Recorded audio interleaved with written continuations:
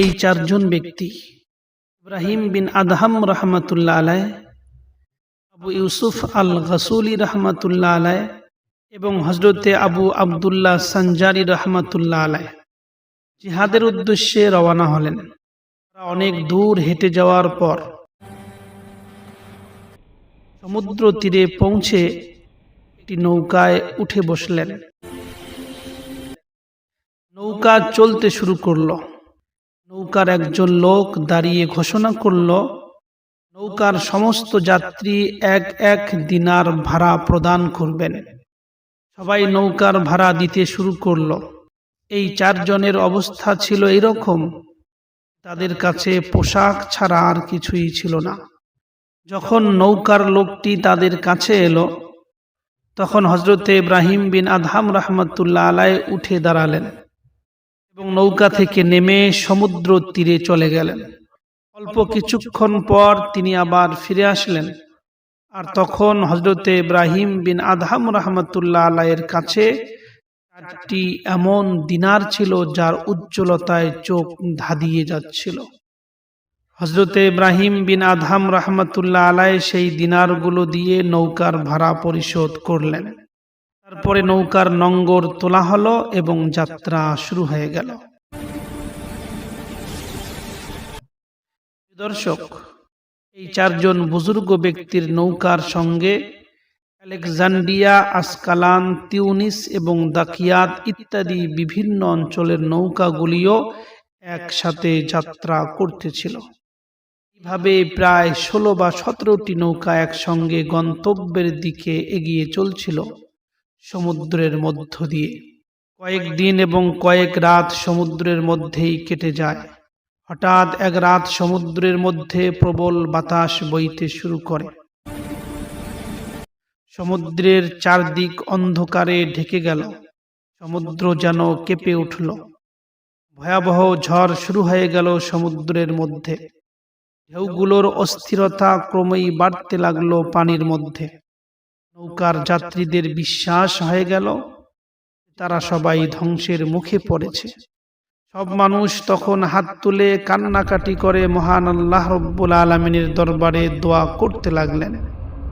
তো হজরতে ইব্রাহিম বিন আদহাম রহমতুল্লাহ আলাইহ নিজের চাদর গায়ে দিয়ে নৌকার এক পাশে সম্পূর্ণ প্রশান্তি এবং নিশ্চিন্তভাবে ঘুমাচ্ছিলেন। নৌকার এক ব্যক্তি হজরতে ইব্রাহিম বিন আদহামের দিকে এগিয়ে গেল। হজরতে ইব্রাহিম বিন আদহামকে বলল, হে আল্লাহর বান্দা, সমুদ্রে ভয়াবহ ঝড় চলছে।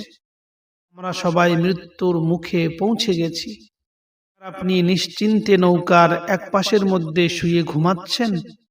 চলুন আপনিও আমাদের সঙ্গে দোয়া করুন যেন আল্লাহ সুবহানাহু তাআলা আমাদের এই বিপদ থেকে উদ্ধার করেন। এই কথা শুনে হযরত ইব্রাহিম বিন আদহাম রাহমাতুল্লাহ আলাইহি আকাশের দিকে মাথা তুললেন। চারজন ব্যক্তির মধ্যে তিনজন ব্যক্তি বলল, আমরা তার দিকে তাকিয়ে আছি, তার ঠোঁট নড়ছিল না এবং তার মুখ থেকেও কোনো কথা উচ্চারণ হচ্ছিল না। হঠাৎ করে এক অদৃশ্য কণ্ঠ ভেসে এলো, যেন বলছে, হে আগত প্রবল বাতাসগুলো, হে অস্থির ঢেউগুলো, তোমরা সবাই থেমে যাও। তোমরা কি জানো না তোমাদের উপর এখন ইব্রাহিম বিন আদহাম রয়েছেন? এই আওয়াজ চারদিকে প্রতিধ্বনিত হচ্ছিল, কিন্তু বোঝা যাচ্ছিল না এই আওয়াজ কোথা থেকে আসছে। না সমুদ্রে কোনো মানুষ দেখা যাচ্ছিল, না আকাশের দিকে এমন কাউকে দেখা যাচ্ছিল যে এই ডাক দিতেছিল। প্রিয় দর্শক, এই আওয়াজ প্রতিধ্বনিত হওয়ার সঙ্গে সঙ্গেই সমুদ্রের ঝড় পুরোপুরি থেমে গেল, অন্ধকার সরে গেল, সমুদ্র শান্ত হয়ে গেল এবং আবার সব নৌকা একসাথে যাত্রা শুরু করলো। অলৌকিক ঘটনা ঘটে যাওয়ার পর সব নৌকার মালিকেরা পরস্পরের মধ্যে বৈঠক করল। তাদের একজন বলল, তোমরা কি সমুদ্রের ঝড়ের সময় সেই অদৃশ্য আওয়াজটি শুনেছ? নৌকার মালিকেরা সবাই এক বাক্যে উত্তর দিল, হ্যাঁ, আমরা সেই অদৃশ্য আওয়াজ শুনেছিলাম। তারপর সবাই পরামর্শ করল, যখন আমরা নদীর তীরে পৌঁছাবো এবং সমুদ্র পার হয়ে যাব, তখন প্রত্যেক ব্যক্তিকে তার সঙ্গীদের সঙ্গে আলাদা করা হবে, যাতে আমরা ভালো করে বুঝতে পারি যে এই অদৃশ্য আওয়াজটি আসলে আমাদের মধ্য থেকে কোন ব্যক্তির জন্য আসতেছিল। যখন আমরা বুঝতে পারবো কোন ব্যক্তির জন্য এই অদৃশ্য আওয়াজ এসেছিল, আমরা সবাই সেই মহান ব্যক্তির কাছে দোয়া চাইব, যার বরকতে আমরা আজ ধ্বংসের মুখ থেকে বেঁচে গেছি। দর্শক, এইভাবেই সমুদ্র যাত্রা চলতেই থাকে। একদিন এই সমুদ্রের যাত্রা শেষ হয়ে যায়, সবাই সমুদ্রের তীরের মধ্যে নেমে যায়। যখন নৌকাগুলো সমুদ্রের তীরে পৌঁছে গেল, তখন সবাই নির্ধারিত দুর্গের দিকে অগ্রসর হইল। যে দুর্গকে লক্ষ্য করে তারা যাত্রা করতেছিল, যে দুর্গকে জয়যুক্ত করা হবে, সেই দুর্গের কাছাকাছি পৌঁছে জানা গেল যে এই দুর্গটি অত্যন্ত মজবুত একটা দুর্গ। এই দুর্গের দরজাগুলো ছিল লোহার তৈরি এবং বাহ্যিকভাবে এটিকে জয় করা খুবই কঠিন হবে। এমন কঠিন দুর্গ দেখে সবাই টানাটানির মধ্যে পড়ে গেল যে আমরা এই দুর্গকে জয় করার চেষ্টা করব কি করব না। এরকম অতস্ততের মধ্যে অবশেষে হযরত ইব্রাহিম বিন আদহাম রাহমাতুল্লাহ আলাইহি সবাইকে লক্ষ্য করে বললেন, হে লোকেরা, আমি যেমন বলি তোমরাও ঠিক তেমনই বলবে। পর ইব্রাহিম বিন আদহাম এই পবিত্র বাক্যগুলো উচ্চারণ করলেন, লা ইলাহা ইল্লাল্লাহ আল্লাহু আকবার ওয়ালিল্লাহিল হামদ। সমস্ত লোকেরাও একই পবিত্র বাক্যগুলো উচ্চারণ করল। হঠাৎ করেই দুর্গের দেওয়াল থেকে একটি বিশাল পাথর খসে পড়ল। তারপরে আবার ইব্রাহিম বিন আদহাম রাহমাতুল্লাহ আলাইহি বললেন, আমি যেমন বলি তোমরা সবাই তেমনি বলো। এরপর ইব্রাহিম বিন আদহাম রাহমাতুল্লাহ আলাইহি আবারও একই কলেমাগুলো পাঠ করলেন, লা ইলাহা ইল্লাল্লাহ আল্লাহু আকবার ওয়ালিল্লাহিল হামদ। সমস্ত লোকেরা আবার পড়তে লাগলো। আরো একটি বিশাল পাথর দুর্গের দেওয়াল থেকে খসে পড়ল। হযরত ইব্রাহিম বিন আদহাম রাহমাতুল্লাহ আলাইহি তৃতীয়বারও একই কালেমাগুলো উচ্চারণ করলেন। সমস্ত লোকেরা আবার ওই কলেমাগুলো উচ্চারণ করল। আরো একটি বড় পাথর ওই দুর্গ থেকে খসে পড়ল। দর্শক, পরপর তিনটি বড় বড় পাথর দেওয়াল থেকে খসে পড়ার কারণে দেওয়ালের মধ্যে এত বড় ফাঁক তৈরি হয়ে গেল যে খুব সহজেই সেখান দিয়ে প্রবেশ করা সম্ভব। হযরত ইব্রাহিম বিন আদহাম রাহমাতুল্লাহ আলাইহি বললেন, হে লোকেরা, মহান আল্লাহর নাম নিয়ে দুর্গের মধ্যে প্রবেশ করো। আল্লাহ সুবহানাহু ওয়া তাআলা তোমাদেরকে বরকত দান করবেন। আমি তোমাদের একটি উপদেশ দিচ্ছি, উপর ওই দুর্গের ভিতরে জুলুম করবে না এবং তোমরা সীমা লঙ্ঘন করবে না। আমার এই কথা ভালো করে মনে রেখো। সমস্ত লোকেরা হযরত ইব্রাহিম বিন আদহামের উপদেশ শুনে দুর্গে প্রবেশ করলেন। সেই দুর্গের মধ্যে তারা যুদ্ধ ছাড়াই এত বিশাল পরিমাণ মালে গনিমত লাভ করলেন যে তাদের নৌকাগুলো তার ভার দিয়ে ভরে গেল। দুর্গ জয়যুক্ত হওয়ার পর সমস্ত গনিমতের মাল নিয়ে তারা সবাই আবার ফিরে আসলো নদীর তীরে এবং সব নৌকা আবার একসাথে চলতে শুরু করলো। এই লোকগুলো যখন নিজের গন্তব্যস্থলের মধ্যে পৌঁছে গেলেন, তখন হযরত ইব্রাহিম বিন আদহাম রাহমাতুল্লাহ আলাইহি নিজ সঙ্গীদের নিয়ে বন্দরের দিকে রওনা হয়ে গেলেন। হযরত ইব্রাহিম বিন আদহাম গনিমতের মাল বন্টনের বিষয়ে কোনো আপত্তি করেননি, যদিও ওই লোকেরা তাদেরকে গনিমতের কোনো মালের মধ্যে অংশ দেয়নি।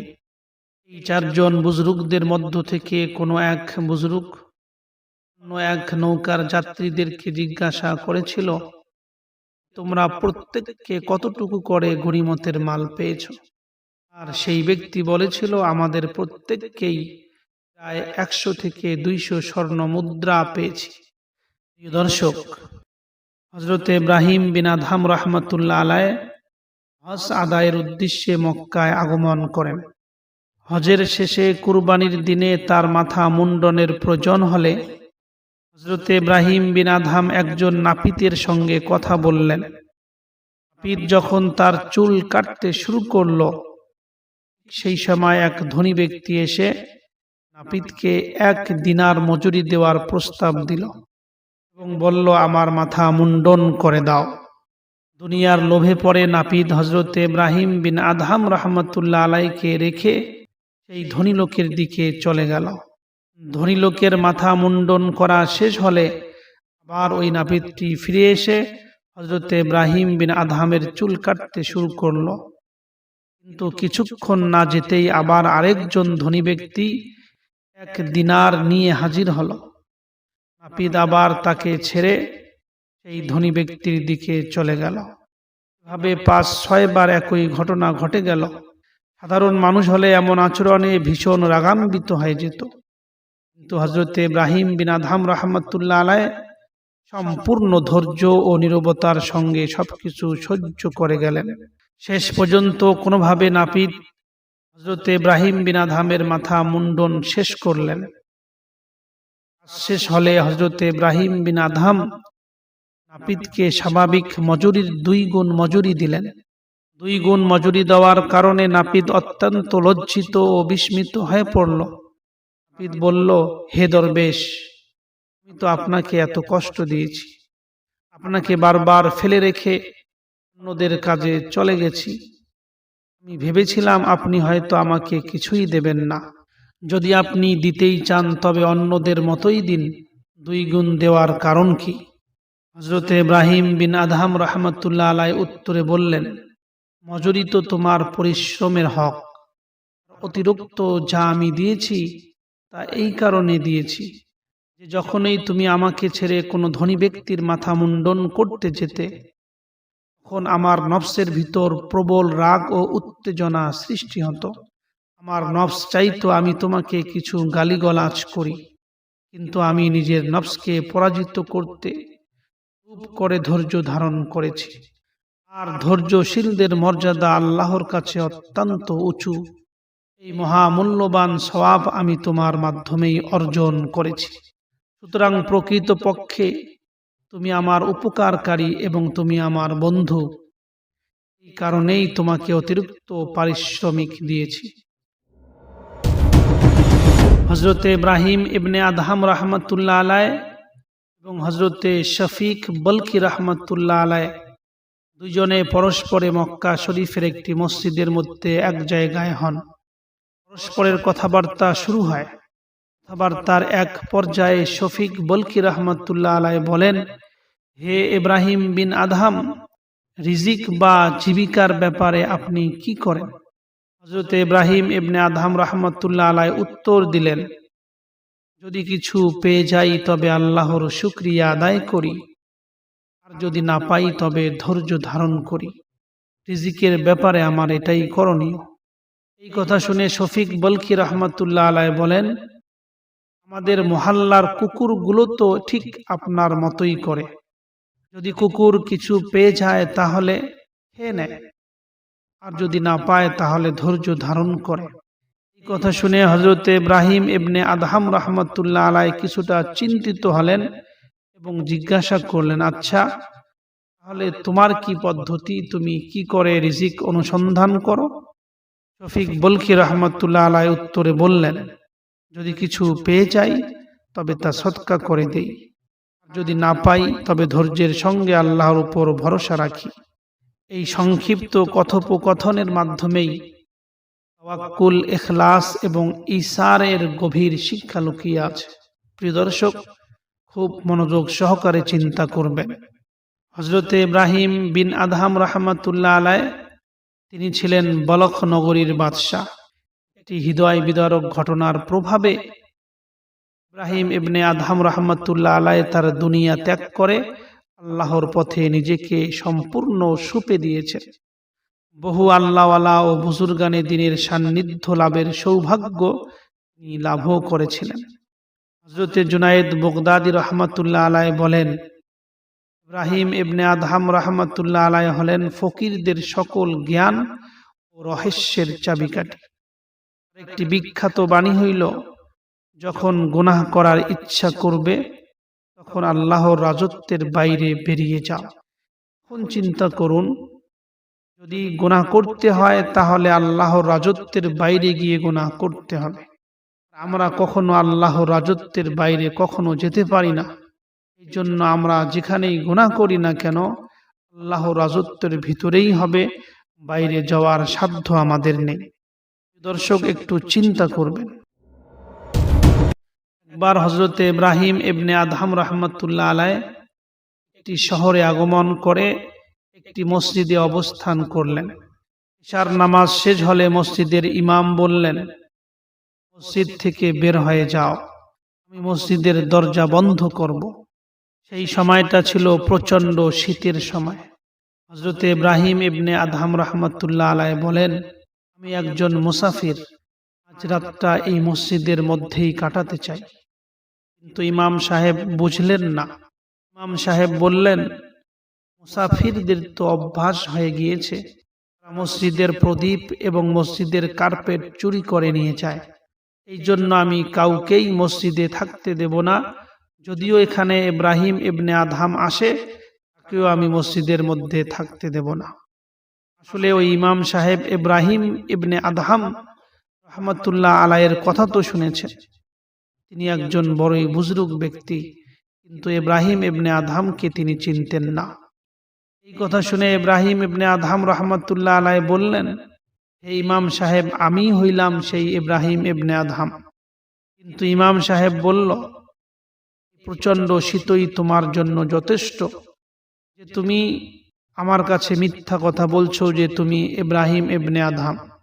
এভাবে অনেকক্ষণ কথা হয়েছিল হযরত ইব্রাহিম ইবনে আদহাম এবং ওই মসজিদের ইমামের সঙ্গে। ও মসজিদের ইমাম কিন্তু মানেনি, বরং অবশেষে মসজিদের ইমাম সাহেব ইব্রাহিম ইবনে আদহাম রাহমাতুল্লাহ আলাইহির পা ধরে টেনে মসজিদ থেকে বার করে রান্নাঘরের পাশের মধ্যে রেখে ফেলে দিয়ে চলে যায়। হযরত ইব্রাহিম ইবনে আদহাম রাহমাতুল্লাহ আলাইহি দেখলেন যে সেখানে রান্নার আগুন জ্বালানোর জন্য একজন কর্মচারী রয়েছে। হযরত ইব্রাহিম ইবনে আদহাম মনে মনে ভাবল যে ওই কর্মচারীর কাছেই আজ রাতটা কাটাবো। ইব্রাহিম ইবনে আদহাম রাহমাতুল্লাহ আলাইহি সেই কর্মচারীর কাছে গিয়ে সালাম দিল। কর্মচারীটি মোটা বস্তার তৈরি একটি জামা পরা ছিল। এই কর্মচারী ইব্রাহিম ইবনে আদহামকে ইশারায় বসতে বলল এবং সেই কর্মচারী ভীত দৃষ্টিতে ডানে এবং বামে তাকাতে লাগলো। কর্মচারী নিজের কাজ শেষ করে বলল, ওয়ালাইকুমুস সালাম ওয়া রাহমাতুল্লাহি ওয়া বারাকাতুহু। ইব্রাহিম ইবনে আদহাম রাহমাতুল্লাহ আলাইহি জিজ্ঞাসা করলেন, আমি তো অনেক আগেই সালাম দিয়েছিলাম, আপনি এত দেরিতে কেন সালামের উত্তর দিলেন? রান্নার কর্মচারী বলল, আমি কারো চাকর, এখানে চাকরি করি। আমার ভয় ছিল আপনাকে উত্তর দিতে গিয়ে কাজের মধ্যে অবহেলা হয়ে যাবে এবং কাজের মধ্যে খেয়ানত হয়ে যাবে, এই জন্য আমি সঙ্গে সঙ্গে উত্তর দেইনি। ইব্রাহিম ইবনে আদহাম রাহমাতুল্লাহ আলাইহি জিজ্ঞাসা করলেন, তাহলে আপনি ডানে এবং বামে বারবার কেন তাকাচ্ছিলেন? এই রান্নার কর্মচারী বলল, মৃত্যুকে ভয় করি, জানি না কোন দিক থেকে মৃত্যু চলে আসবে।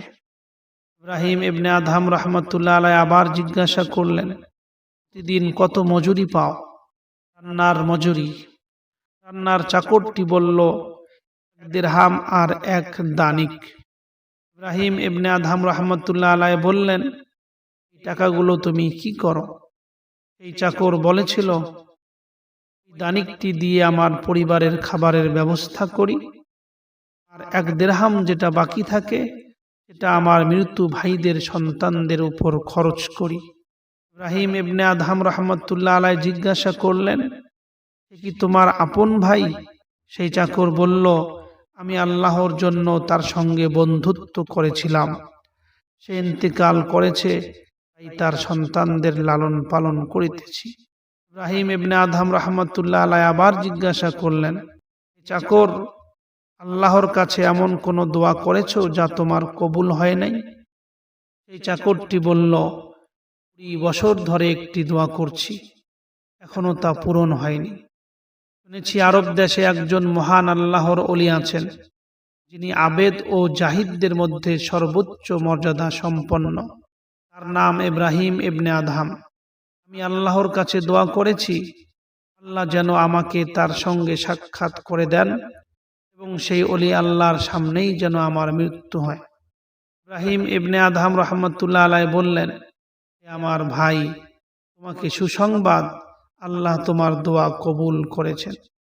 ইব্রাহিম ইবনে আদহামকে মুখের উপর ভর দিয়ে টেনে হেঁচড়ে তোমার কাছেই পাঠিয়েছেন। এই কথা শুনে রান্নার কর্মচারী আনন্দে লাফিয়ে উঠল এবং হযরত ইব্রাহিম ইবনে আদহাম রাহমাতুল্লাহ আলাইহিকে জড়িয়ে ধরল। তারপর সে দোয়া করল, হে আল্লাহ, তুমি আমার আকাঙ্ক্ষা পূরণ করেছ, আমার দোয়া কবুল করেছ, এখন আমার রূহ কবজ করে নাও। এই দোয়ার সঙ্গে সঙ্গেই সেই ব্যক্তি সেখানেই ইন্তেকাল করে গেল। দর্শক, ঘটনাটি আমাদেরকে শিক্ষা দিয়েছে আল্লাহর ওলিদের আসল পরিচয় দুনিয়ার সম্মান নয়, আল্লাহর কাছে মর্যাদা। ইখলাস ও আমল কখনোই নষ্ট হয় না মানুষের। অনেক সময় আল্লাহ সুবহানাহু তাআলা দোয়া এমনভাবে কবুল করেন যা আমরা কল্পনাও করতে পারি না। ইব্রাহিম ইবনে আদহাম রাহমাতুল্লাহ আলাইহি ছিলেন অত্যন্ত পরহেজগার এবং মুত্তাকি বুজুর্গদের একজন। বহু মহান মাশায়েখের সান্নিধ্য লাভ করার সৌভাগ্য তিনি লাভ করেছেন। তাজকিরাতুল আউলিয়া গ্রন্থে উল্লেখ আছে, দীর্ঘ সময় ধরে হযরত ইব্রাহিম ইবনে আদহাম রাহমাতুল্লাহ আলাইহি হযরত ইমামে আজম আবু হানিফা রাহমাতুল্লাহ আলাইহির সোহবতে ছিলেন। একবার ইব্রাহিম ইবনে আদহাম রাহমাতুল্লাহ আলাইহি ইমামে আবু হানিফা রাহমাতুল্লাহ আলাইহির মজলিসে উপস্থিত হলে কিছু লোক ইব্রাহিম ইবনে আদহামকে অবজ্ঞার দৃষ্টিতে দেখলেন, কিন্তু ইমামে আবু হানিফা রাহমাতুল্লাহ আলাইহি ইব্রাহিম ইবনে আদহামকে সাইয়্যিদুনা বলে সম্বোধন করলেন, হে আমার সর্দার। সঙ্গে তিনাকে নিজের পাশের মধ্যে বসার জায়গা দিলেন। মজলিসে উপস্থিত লোকেরা বিস্মিত কণ্ঠে জিজ্ঞাসা করল, ইব্রাহিম ইবনে আদহাম কিভাবে এই মর্যাদা অর্জন করলেন? ইমামে আবু হানিফা রাহমাতুল্লাহ আলাইহি উত্তরে বললেন, তার সম্পূর্ণ সময় আল্লাহর জিকির ও ইবাদতে অতিবাহিত হয়, আর আমরা দুনিয়াবি কাজ কর্মেও যুক্ত থাকি।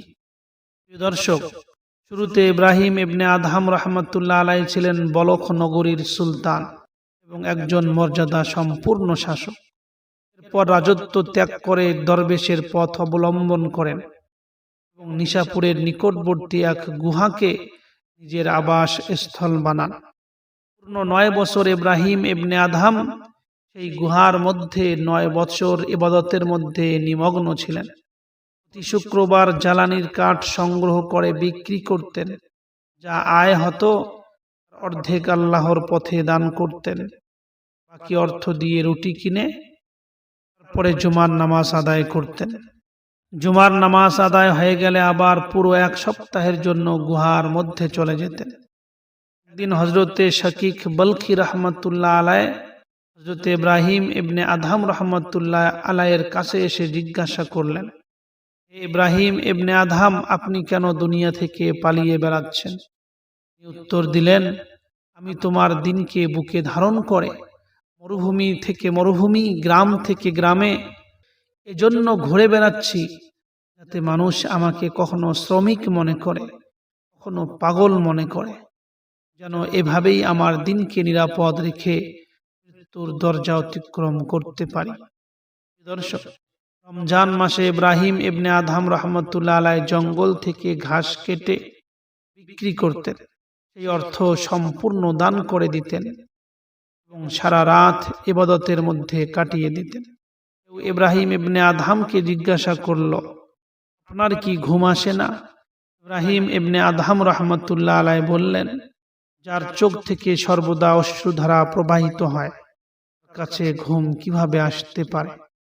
দর্শক, ইব্রাহিম বিন আদহাম রাহমাতুল্লাহ আলাইহির অভ্যাস ছিল নামাজ শেষ করে নিজের চেহারা ঢেকে নিতেন এবং বলতেন, আমার ভয় হয় না জানি আল্লাহ সুবহানাহু তাআলা আমার নামাজ আমার মুখের উপর নিক্ষেপ করে দেন নাকি। প্রিয় দর্শক, একদিন এক উন্মাদ প্রকৃতির মানুষ, যার অবস্থা ছিল এলোমেলো এবং মুখ ছিল ধুলায় মলিন, ইব্রাহিম বিন আদহাম রাহমাতুল্লাহ আলাইহির সামনে এসে হাজির হলো। আর ইব্রাহিম ইবনে আদহাম রাহমাতুল্লাহ আলাইহি নিজ হাতে সেই উন্মাদ ব্যক্তির মুখ ধুয়ে দিলেন এবং বললেন, যে মুখ আল্লাহর জিকিরের বাহক তা কখনোই অযত্নে থাকা উচিত নয়। তখন সেই ব্যক্তি কিছুটা হুঁশে ফিরল লোকেরা তাকে পুরো ঘটনা খুলে বলল। শুনে সেই উন্মাদ ব্যক্তিটি তওবা করল। পরবর্তীতে ইব্রাহিম বিন আদহাম রহমাতুল্লাহ আলাইহি স্বপ্নে দেখলেন, একজন ব্যক্তি স্বপ্নের মধ্যে বলছিল, হে ইব্রাহিম বিন আদহাম, তুমি কেবল আল্লাহর সন্তুষ্টির জন্যই এই উন্মাদের মুখ ধুয়ে দিয়েছ, তাই আল্লাহ সুবহানাহু তাআলা তোমার অন্তরকেও ধুয়ে পবিত্র করে দিয়েছেন। দর্শক, একদিন দাজলা নদীর তীরে হযরত ইব্রাহিম বিন আদহাম রহমাতুল্লাহ আলাইহি নিজের গদ্দি সেলাই করতেছিলেন, যে গদ্দির মধ্যে বসে থাকতেন। এমন সময় এক ব্যক্তি এসে বলল, হে ইব্রাহিম বিন আদহাম, তুমি রাজত্ব ত্যাগ করে কি অর্জন করেছ? এই কথা শুনে ইব্রাহিম ইবনে আদহাম রহমাতুল্লাহ আলাইহি নিজের হাতের সুইটি নদীর মধ্যে ছুঁড়ে দিলেন। সঙ্গে সঙ্গে অসংখ্য মাছ নদী থেকে উঠে এলো, আর প্রতিটি মাছের মুখে একটি করে সোনার সুই ছিল। তখন ইব্রাহিম ইবনে আদহাম রহমাতুল্লাহ আলাইহি বললেন, আমি তো নিজের সুইটাই চাই। এরপরে একটি মাছ তার আসল সুইটি মুখে করে নিয়ে এলো এবং ইব্রাহিম ইবনে আদহাম রহমাতুল্লাহ আলাইহির হাতের মধ্যে ওই মাছটি সুই দিয়ে চলে গেল। এরপরে ইব্রাহিম ইবনে আদহাম রহমাতুল্লাহ আলাইহি লোকটিকে বললেন, আমি আমার রাজত্ব ত্যাগ করে অন্তত এই সামান্য জিনিসটি তো অর্জন করতে পেরেছি। একবার ইব্রাহিম বিন আদহাম রহমাতুল্লাহ আলাইহি কয়েকজন বুজুর্গের সঙ্গে একটি দুর্গের কাছে অবস্থান করতেছিলেন। সবাই আগুন জ্বালাতে লাগলেন। তখন কেউ বলল, এখানে আগুন ও পানির ব্যবস্থা দুটোই আছে, যদি কোথাও থেকে হালাল গোশত পাওয়া যেত তবে ভেজে খাওয়া যেত। হযরত ইব্রাহিম ইবনে আদহাম রহমাতুল্লাহ আলাইহি এই কথা শুনে বললেন, আল্লাহ সুবহানাহু তাআলার কাছে সবকিছুর ক্ষমতা আছে। এই কথা বলে তিনি নামাজের মধ্যে মগ্ন হয়ে গেলেন। ঠিক সেই সময় দূর থেকে একটি সিংহের গর্জন শোনা গেল। সব বুজুর্গ বলতে লাগলেন, একটি সিংহ একটি বন্য গাধাকে আমাদের দিকে তাড়া করে নিয়ে আসছে। তারপর সবাই মিলে সেই বন্য গাধাটি ধরে জবাই করলেন। ততক্ষণ সবাই খাওয়া দাওয়ায় ব্যস্ত ছিলেন, ততক্ষণ সিংহটি পাহারা দিতেছিলেন তাদের। হযরত সুফিয়ান ইবনে ইব্রাহিম রহমাতুল্লাহ আলাইহি বলেন, একবার আমি মক্কা মুকাররমায় রাসূল সাল্লাল্লাহু আলাইহি সাল্লামের জন্মস্থানের কাছে হযরত ইব্রাহিম ইবনে আদহাম রহমাতুল্লাহ আলাইহিকে খুব কান্নাকাটি করতে দেখলাম। ইব্রাহিম ইবনে আদহাম আমাকে দেখে পথের এক পাশের মধ্যে সরে গেল। আমি তাকে সালাম করলাম এবং সেখানে নামাজ আদায় করলাম। তারপর জিজ্ঞেস করলাম, কি হয়েছে, আপনি কাঁদছেন কেন? ইব্রাহিম ইবনে আদহাম বললেন, সব ঠিক আছে, কিছুই হয় নাই। আমি দ্বিতীয়বার তৃতীয়বার জিজ্ঞেস করলাম, কিন্তু একই উত্তর দিতে থাকলেন। শেষে বারবার জিজ্ঞাসা করলে তিনি বললেন, আমি যদি কারণটা বলি তুমি কি সেটা গোপন রাখতে পারবে, কি মানুষের কাছে প্রকাশ করে দেবে? আমি বললাম, নিশ্চিন্তে বলুন, আমি গোপন রাখব।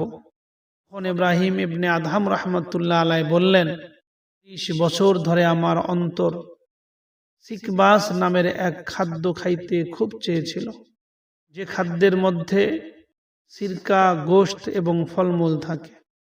ইব্রাহিম ইবনে আদহাম বললেন, 30 বছর থেকে সেটা খাওয়ার আমার খুব ইচ্ছা ছিল, আমার মন খুব চায়, কিন্তু আমি আত্মসংযম মুজাহাদার কারণে নিজেকে তা থেকে বিরত রেখেছিলাম।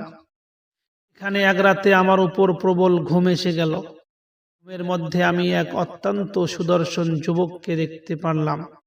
সেই যুবকের হাতে একটি সবুজ পাত্র ছিল, সেখান থেকে ভাপ উঠতেছিল এবং সিকবাজের গন্ধ বের হচ্ছিল। সেই যুবক এসে আমাকে বলল, হে ইব্রাহিম, নাও, এটা খেয়ে নাও। আমি বললাম, যে জিনিস আমি আল্লাহর জন্য ত্যাগ করেছি আমি কখনো খাইব না। এই যুবক বলল, যদিও আল্লাহ তাআলাই তোমাকে খাওয়ান, তবুও তুমি খাইবে না? উত্তরে আমার কান্না ছাড়া আর কিছুই ছিল না। সেই সুদর্শন যুবক আবার বলল, আল্লাহ তোমার প্রতি দয়া করুন, খেয়ে নাও। আমি বললাম, আমাদের নির্দেশ আছে, জিনিস কোত্থেকে এসেছে সম্পূর্ণ জানা না গেলে নিজের পাত্রে নেওয়া যাবে না। এই যুবকটি বলল, আল্লাহ সুবহানাহু তাআলা তোমাকে হেফাজত করুন, জান্নাতের তত্ত্বাবধায়ক রিজওয়ান নামের যে দারোয়ান আছে তিনি আমাকে দিয়ে বলেছেন, যাও এটা নিয়ে গিয়ে ইব্রাহিম বিন আদহামকে খাওয়াও। আমি হইলাম খিজির। এটা জান্নাতের তত্ত্বাবধায়ক রিজওয়ান নামের যে দারোয়ান আছে আমাকে দিয়েছেন এবং বলেছেন, খিজির এটা ইব্রাহিমকে খাওয়াও। সে দীর্ঘদিন ধৈর্য ধরেছে এবং নিজের আকাঙ্ক্ষাকে দমন করেছে।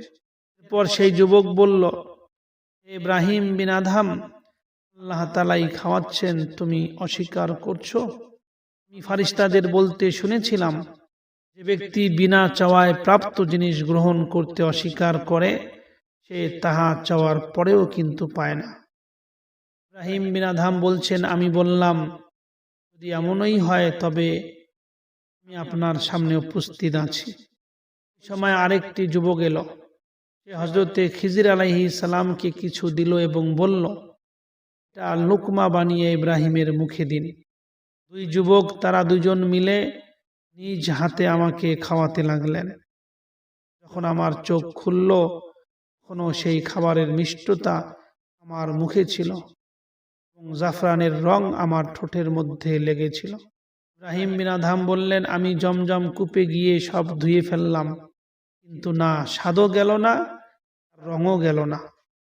সুফিয়ান ইবনে ইব্রাহিম রহমতুল্লাহ আলাইহি বলেন, আমি নিজেও তা দেখেছি। সত্যিই এর প্রভাব বিদ্যমান ছিল। হযরত ইব্রাহিম ইবনে আদহাম রহমতুল্লাহ আলাইহির ইন্তেকাল জামাদুল আউয়াল মাসে হয়েছে। হযরত ইব্রাহিম ইবনে আদহাম রহমতুল্লাহ আলাইহির মাজার সম্পর্কে মতভেদ রয়েছে।